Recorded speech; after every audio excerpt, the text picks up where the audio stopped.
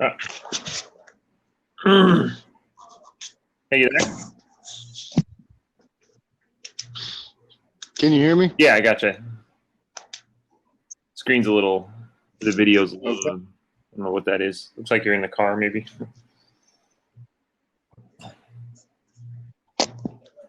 Once again, I must apologize. I cannot be on camera for this, but I think I'll be able to do just fine without you seeing my face. Okay.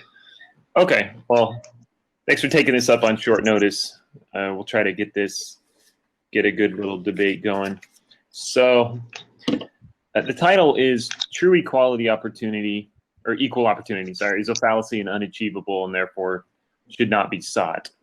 And I proposed this topic because equality and various, I guess, versions of that are kind of all the rage these days. And what does it really mean? And I guess you could also ask, what do people really mean when they demand equality? And I think typically they don't actually demand equality. They're not honest about what they're demanding. They don't really know what they're demanding. But for the purpose of this specific title, we're going to talk about equal opportunity. So, but I would like to bring up kind of the idea of, are we equal opportunity of input or outcome, right? And really a lot of people are demanding equal outcome. And I know that we both would probably disagree with that. So, all right. So first of all, let me say that all people have the same human inherent value, but not all people are the same. And that's really the chief idea behind this topic. Okay. So I assert that equality of any kind is really a fallacy. That is equality outside of just the inherent human value that every individual has. And so first I don't know, any thoughts on that? No, continue. Go through your whole case. Okay. So first of all, I did want to address outcome. Clearly, equality of outcome is terrible. Nobody actually wants it. It's destructive. It destroys incentives to make yourself better. Why go to college and invest money and time and all sorts of things if you come out and you're no better off than the person that dropped out in second grade? So nobody actually wants equality of outcome. Nobody wants to be equal to everybody else. But even though they claim that, what they really want is something else I won't get into. It's socially destructive. I point to Atlas Shrugged, had a great comment on this in the 20th Century Motor Company, where it sounded really good, but in the end, after it was actually developed, we have gravity payments here in Seattle as well. Same idea. Once they actually started to implement it, people realized how terrible it was. So it's unnatural. It requires enforcement, and those who enforce it tend to be more equal than others. So again, it's not actually desired by anybody. Now, as far as equal opportunity, again, I point to the idea that not all people are equal. People are designed differently. And if you want to say naturalism, then you say people are naturally evolved differently. But I think you and me agree that people are designed differently. Men and women are different. People of all aspects are just different in every way. And so because of that, it's impossible to obtain real equal opportunity. Not everybody is equal. If you were to try to force equal opportunity, then I think it would be a violation of property rights. I point to the show Hamilton, where they, for artistic purposes, wanted actors, and the state of New York, I think it was, forced them to have audition non-black actors, even though they said, yes, you can hire whoever you want for artistic purposes, but you have to audition people that you have no desire to hire. And so I think it's wasteful and it's ridiculous. Also, as I said, it's a violation of property rights. I should be able to sell my product to whoever I want. I should be able to hire whoever I want. If we would say equal opportunity in every way, then we're talking about marriage. And there are just certain people that when I went out, as Walter Williams says, there were certain people he didn't offer equal opportunity to be his wife to everybody. He was against, as he says, people that are generally overweight or that didn't bathe routinely. So, and also with childcare, I think you would agree that I have no kids, but you do. And I think if you were to hire someone to watch your child, you're not going to just put an ad in the paper and just interview anybody. I think you would be looking for certain types of people. And in fact, let's suppose, I won't get into your personal life, but let's suppose somebody has a daughter. I think most people would say they would generally want a female child care person over a male child care person. Is that a violation of equal opportunity? Yeah, I think it is. But I think it's their right to do that. And I think it would be normal. So it's unachievable. The family structure creates unequal opportunities for individuals. You can I think if you really wanted equal opportunity, you would have to get into something like a Brave New World where the state raises all your children. And there were actually a number of articles that came up recently. Is it time to abolish the family? That if you wanted to achieve true equal opportunity for everybody, you would have to get rid of the family, because some families are better than others. Some parents are better than others. Some parents stay together, some don't. Some children are raised in foster families. It's just not fair. But life isn't fair. So I'll leave it there. So I'll let you go at it. I would like to thank you and those who are watching. I would like to thank the operators of callout.com for this chance to debate this topic. So with that said, I'm going to start off with my resolution analysis of the statement, equality of opportunity is a fallacy. Make sure that I get it correct. Equality of opportunity is a fallacy and unachievable, therefore should not be sought. So first off, I'm going to state on my resolution analysis why I think topically you have not stayed structured to what we're talking about. Equal opportunity is a political ideal that is opposed to caste hierarchy, but not to hierarchy per se. The background assumption is that a society needs a hierarchy of more or less desirable superior and inferior positions. When we talk about equality of opportunity, we are not specifically saying that everyone is equal to do every job. What we are saying is that from the outset of life, this person has the exact same opportunities as everyone else. Now, granted, there are structures in place that stop that person, whether it's that person's IQ and things of that nature, but that does not mean that it is not sought after. It does not mean that it is not something that we should look forward to. For one, as we know with IQ, we see that IQ is relatively regressive to the mean, right? So let's say that your father has an IQ of 160, you're slowly, generationally going to regress to the mean. And it may not even be one generation, it may be 2 generations, but it will regress to the mean. So equality does come, and equilibrium is a state in society and a scientific status that we can all agree to, that equilibrium does exist.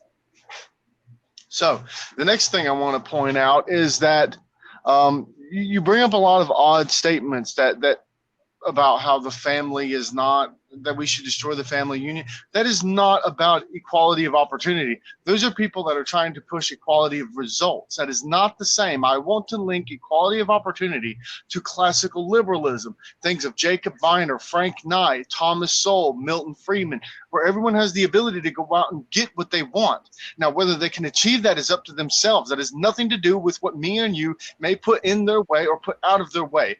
All barriers should be removed, and that person's ability should be what promotes them through a meritocracy to the final point. That is the purpose of this resolution. That's why I think you should negate this resolution. And that is why I just cannot understand how you find that equality of opportunity, one, is a fallacy, because you have not explained that, and two, how it's unachievable, because it's completely achievable. What you are equating here is equality of results, which is not about the resolution and something that should be completely dismissed outright. Well, again, I think the idea of ability, people of equal ability given the same opportunity, I think that's a violation of either the hirer's property rights, that he should be able to sell to whoever he wants. If he wants to sell to somebody or he wants to hire somebody with less opportunity, whether it be for a lower price or simply because he doesn't like one person, I think he has the right to do so. I'm like, I brought up the family. We can't see you, by the way. Did you need to cover that up? No, you're fine. Okay. Well, I can see you. I just thought that you didn't want that. Okay. So,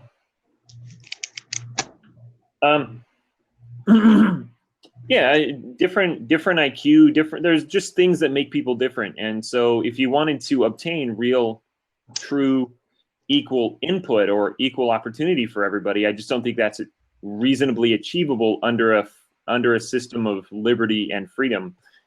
So even if you have two people of the same abilities, and as I said, one person with a higher IQ and better abilities, and they are seeking a job or seeking the opportunity to go after something, I think that the idea that they should be given equal opportunity is just, I think it's kind of nonsense. Right, but you're not explaining how equal opportunity is the issue here. You keep on talking about the results, right? And you want to say you're trying to obfuscate by using equal input. Look, we all have equal input. We are all born equal. Later on in life, there is a divergence. We 100% agree on that. But that does not reflect equality of opportunity. Just because you are not smart does not mean that you do not have the opportunity. It just means that you cannot use that opportunity. That is the purpose, and that is the resolution announcement that's laid out, because that is what we're talking about. We're talking about equality of opportunity. We are not talking about equality of results. We are not talking about needing to destroy the family. In fact, equality of opportunity is probably the most pro-family stance because it builds upon meritocracy. And building upon meritocracy allows those who are the best to hierarchically set themselves apart from everyone else without some arbitrary reason. Like born rich, born poor. That's an arbitrary reason for one person to be set in a certain section in class than another. That is the purpose of equality of opportunity. It gets rid of that arbitrary status. So again, and I go back to classical liberalism. Classical liberalism, I mean, Adam Smith, he fought for equality of opportunity when he talks about it in his book of morals. Jacob Viner, Frank H. Knight, Milton Friedman, all of them. Every classical liberal, and for the most part, every libertarian should pick up the notion that we are not all equal, but we all have the opportunity to be equal. Whether or not we can achieve that opportunity for a result is completely up to that person in a meritocratic society. Well, that's kind of the point, is that the arbitrary status does determine your opportunities, right? And so if we were to just provide everybody with the same opportunity, then I think that's the issue I'm bringing up, is that you can't do that. You can't provide everybody with the same opportunities. In a free society, some people are just going to have better or unequal opportunity versus others. Give me an example of an unequal opportunity, because I can simply say, for whatever unequal opportunity that you may bring up, like this person's not as smart as the other four candidates, but he seems to be funnier and nicer, therefore he gets the job. That's not an unequal opportunity. He has a personality trait that the person who's hiring would choose.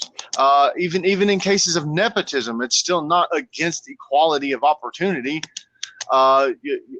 You are born into a certain section and you get picked up in a certain section, but that doesn't mean that other people can't vie for that job. That doesn't mean other people are completely excluded from that job. Don't you think? But if you were to, so again, say you have I don't know if we can bring this up. You have a daughter, right? Mm-hmm. So would you provide equal opportunity to everybody if you were to hire someone to babysit that child of yours? Within her given field, yes. because that's their choices that they've made. They're all equally candidates. Now, who I choose, I'm going to have preference, but that does not detract away from that they are all equally candidates in the beginning. My selection process based on merit is what's going to separate people. But isn't this we're talking about equal opportunity? So those people that are outside of that, should they be given the same opportunity to apply for the job and interview with you? Sure, but they're probably going to get tossed out the interview very quickly. But is it, if I were to force you to interview these people, wouldn't it just be a waste of your time? Because you're like, I'm not going to hire somebody that has no experience with children, and suddenly he just wants to come in and start.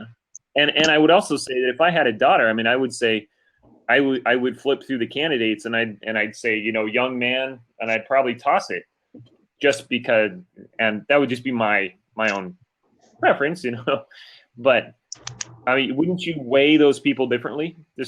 Naturally, according to their sex, male or female. Right, but you're talking about consumption preference of an individual that does not detract away from equality of opportunity. I've explained this time and time again. I guess when we're talking about equality of opportunity, that people have different preferences, so they're not going to give everybody the same opportunity. Right? No, that's wrong. That's an incomplete analysis, and here's why: we all have the opportunity to do these things. But that does not mean that if you have an opportunity to do it, that it will happen. Okay?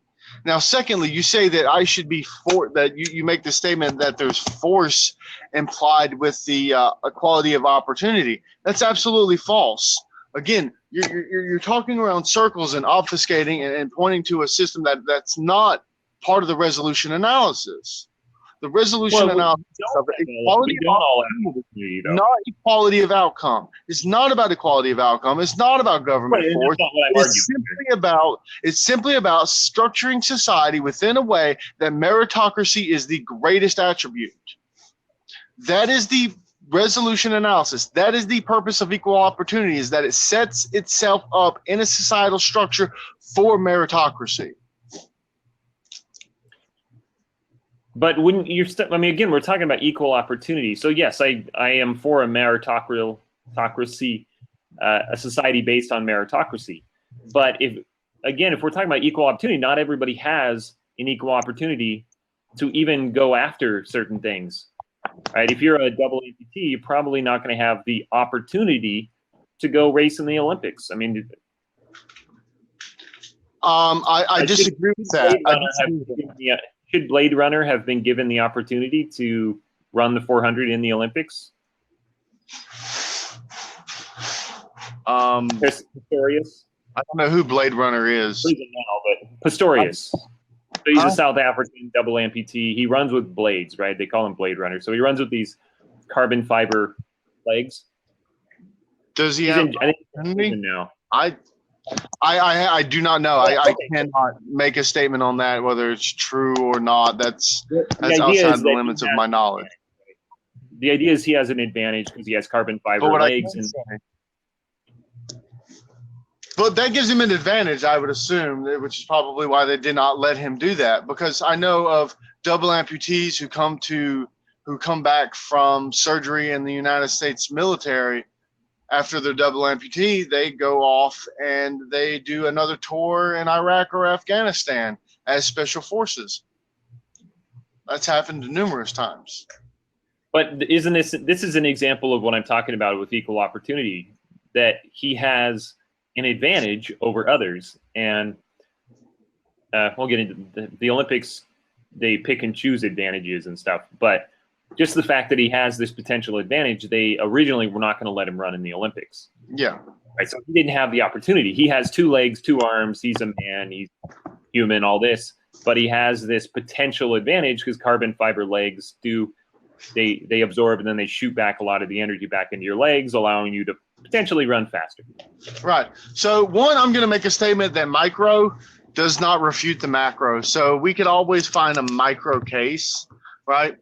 But a micro case is not sufficiently true enough to take apart a macro case, right?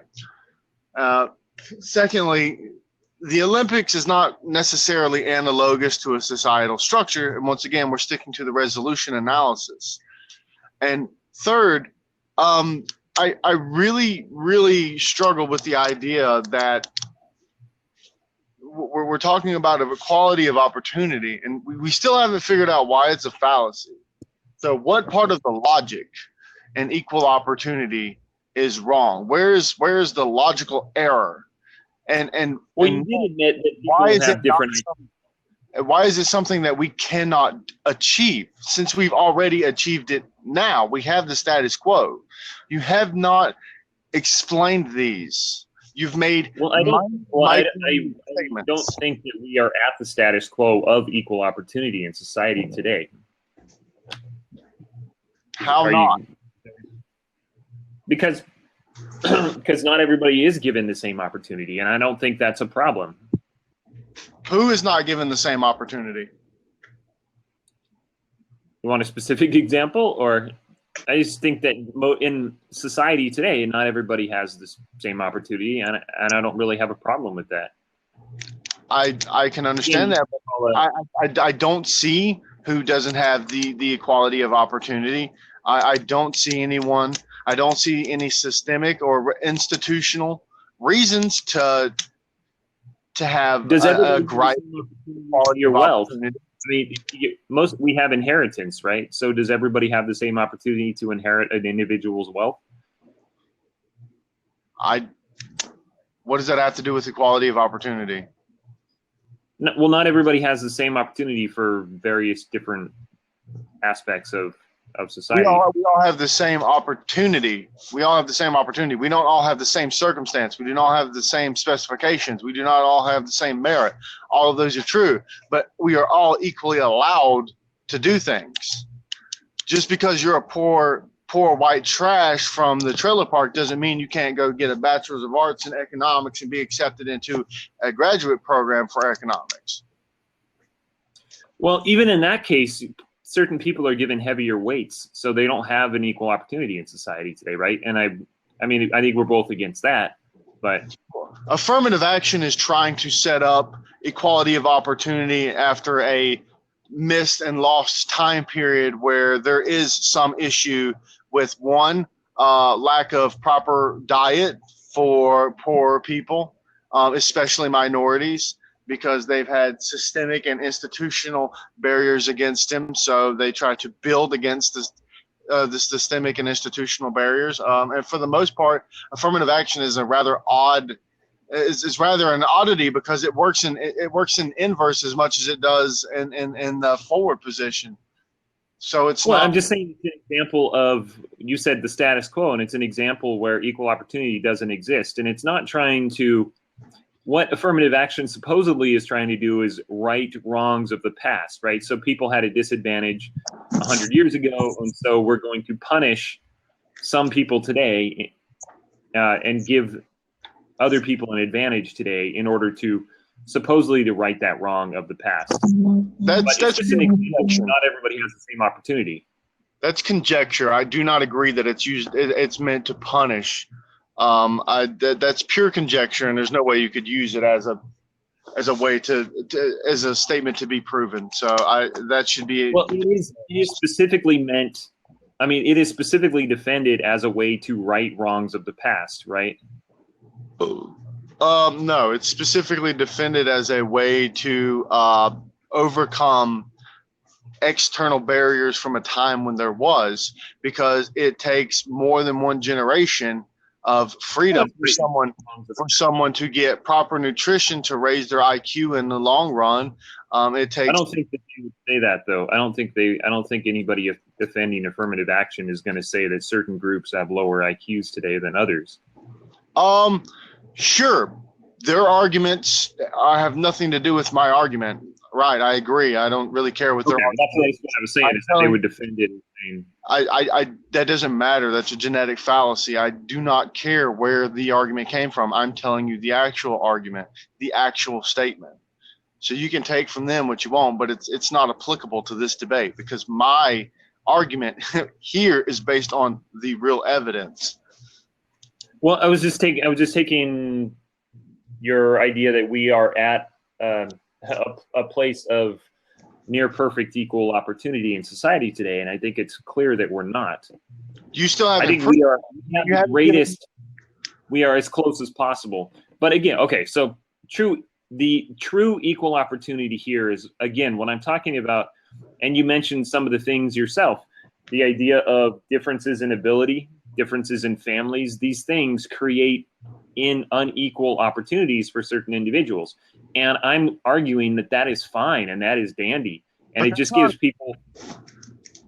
You have to stick to the resolution analysis. You keep talking about equality of opportunity. It does not take the opportunity away. They still have the opportunity to do it. Whether they can or not is obsolete.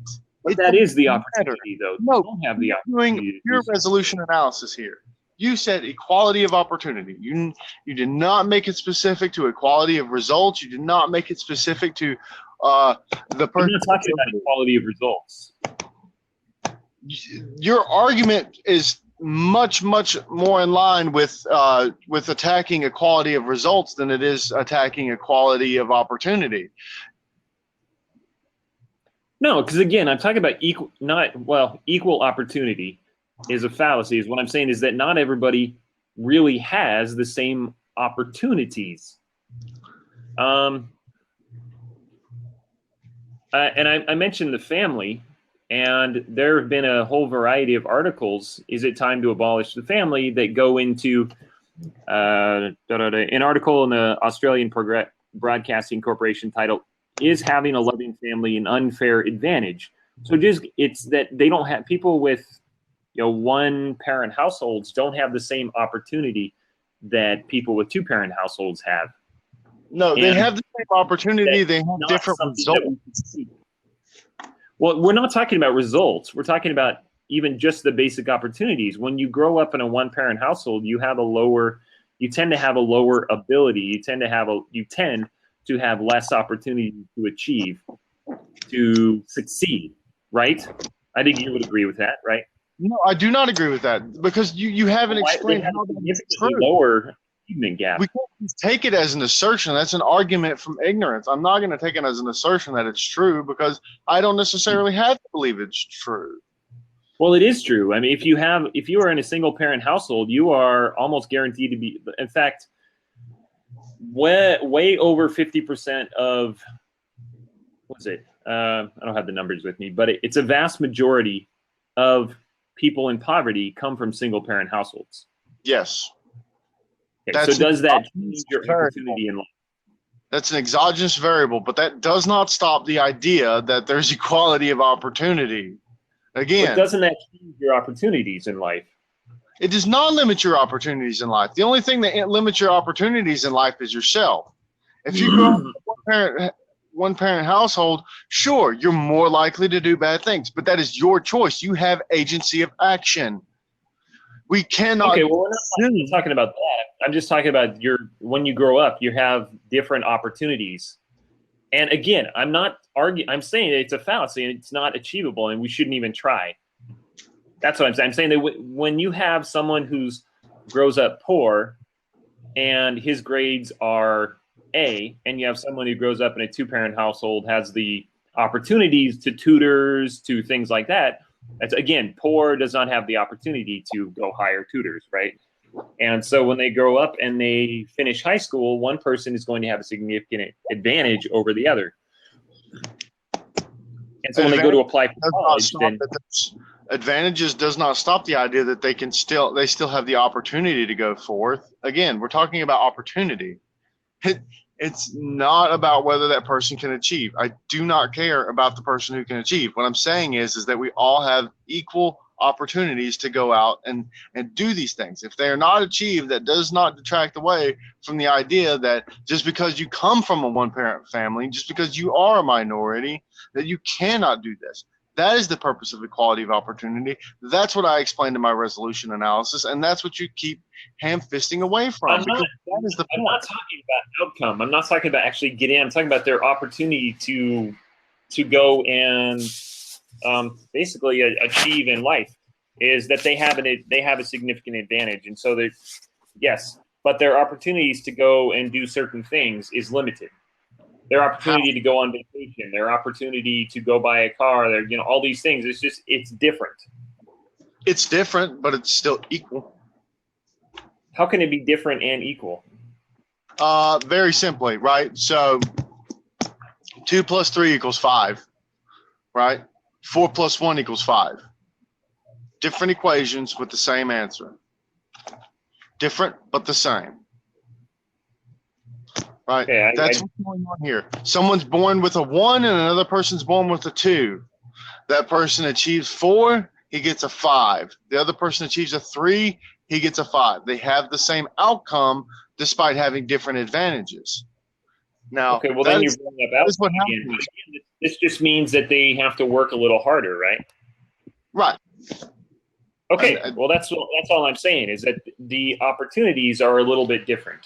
No, the opportunities are the same. They're equally the same. They're just different. I'm not talking about outcome. I'm talking about, the opportunity that some people have different opportunities than others. So again, equal opportunity. Again, we might be arguing different ideas here, but different. Yes. Where do we go from here?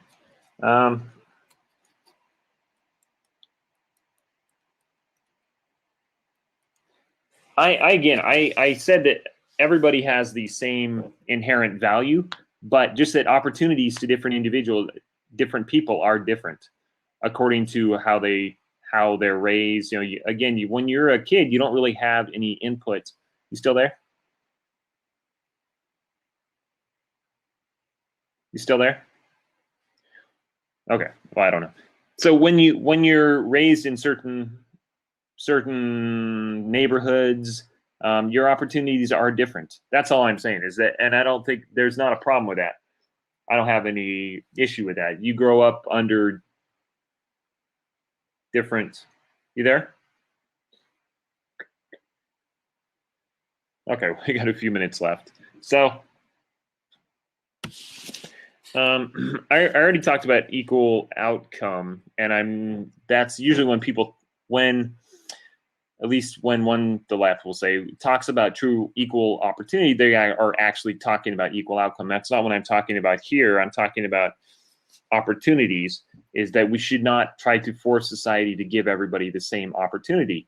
I think we're arguing different aspects of opportunity. I'm saying, yes, you have every right to make whatever choices that you desire. If you want to go and be a scientist or something, then you can make choices that will lead you in that direction. But some people have different advantages that will guide them in that direction. So two people, one person grows up on one side of the railroad tracks, the other grows up on the other side. They're going to have different opportunities in life that life has afforded them, that growing up in a rich family or a poor family affords people different opportunities. One gets to go to camp, to rocket science camp, the other one does not. So that's all we're talking. When I'm talking about equal opportunity as a fallacy, it is a fallacy. Not everybody has the same opportunities in life, and you're never going to be able to give every individual the same opportunity. And so there's no reason that society should try to force everybody into the same box, same opportunity box, same toy box, whatever. Again, not every individual is different. People are designed differently. I mentioned it's impossible. It's be a violation of property rights if you wanted to force everybody to have the same opportunity. Some people don't want the same opportunities. If I'm selling my house, should I be forced to give everybody the same opportunity to apply for my job, say?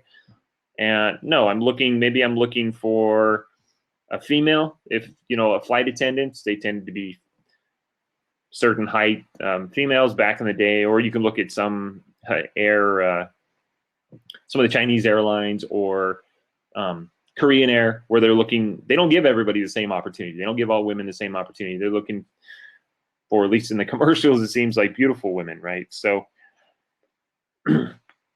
I think my opponent fell off. Maybe he got grabbed by his boss. So I wanted to come up while he's gone. We'll see if he comes back. I'll give him a few minutes.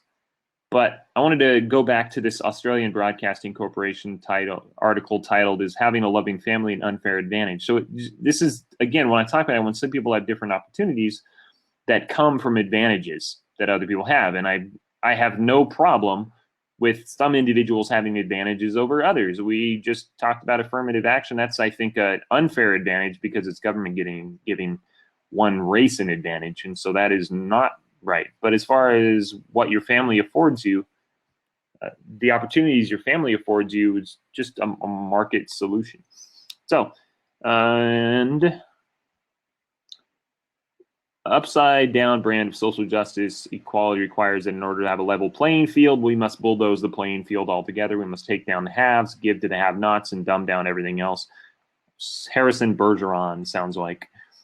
Everything else to the lowest common denominator. If one person is suffering, then equality demands all must suffer. The solution to inequality borne by those in the third world, for instance, is to make the whole world a third world.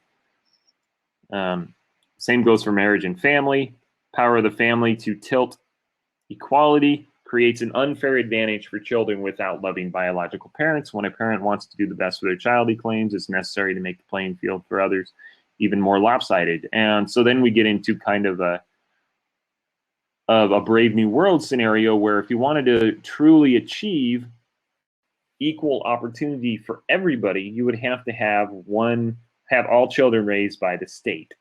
And that's where the dystopian, horrific view of this idea of ensuring that everybody has the same opportunities in life breaks down.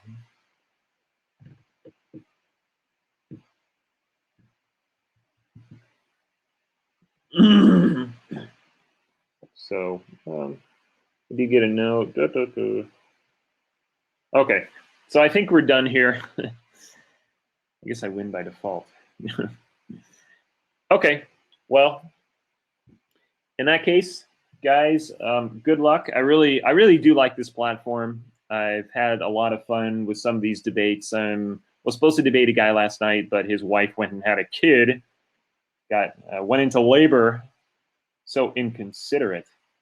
No, just kidding.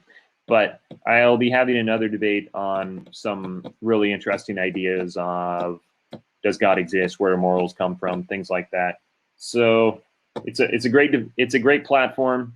I think it's pretty awesome that I like the ability to go out and watch other people when they debate, and you can get into little extended debates via typing, all those things. So thanks, Joe. I've actually had quite a few with Joe. We've had enjoyable debates here. Now, I don't have the debate background that he has. I just have the kind of a lecturing background. So anyways, thanks a lot. Call out. And good luck. And thanks a lot, like Locke. And I guess I'll talk to you again. So I'll end it there. Cheers.